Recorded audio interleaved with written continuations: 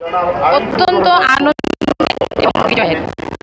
আপনারা জানেন ২৪ সালের এই জুলাইয়ে ফ্যাসিবাদী সরকারের বিরুদ্ধে ছাত্র জনতা, বিভিন্ন রাজনৈতিক দল এবং আমার জনসাধারণ এই ফ্যাসিবাদী শক্তির পতন ঘটানোর কারণে রাজপথে নেমে এসেছিল।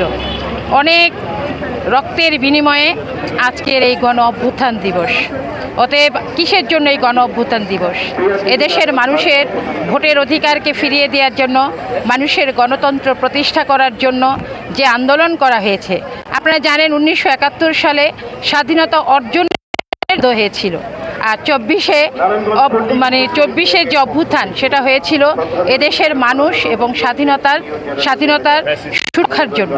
অতএব আমরা এই যে আমাদের যেসব যোদ্ধারা আজকে জীবন বাজি রেখে এই নতুন বাংলাদেশকে উপহার দিয়েছে, কোনোভাবে এটাকে অন্য খাতে প্রবাহিত করা যাবে না।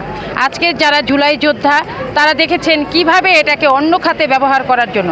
এই জুলাই যোদ্ধা কোনো রাজনৈতিক দলের নয়, কোনো রাজনৈতিক একক নয়। এদেশের মানুষ যেমন স্বাধীনতা যুদ্ধে ঝাঁপিয়ে পড়েছিল, ঠিক 24-এর গণঅভ্যুত্থান এই ফ্যাসিবাদ সরকারের পতনের জন্য সবাই একতাবদ্ধ হয়ে এই হাসিনাকে পালাতে বাধ্য করে।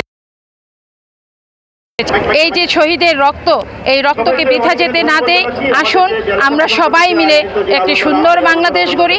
আমাদের প্রধানমন্ত্রী তারেক রহমান বলেছে সবার আগে বাংলাদেশ।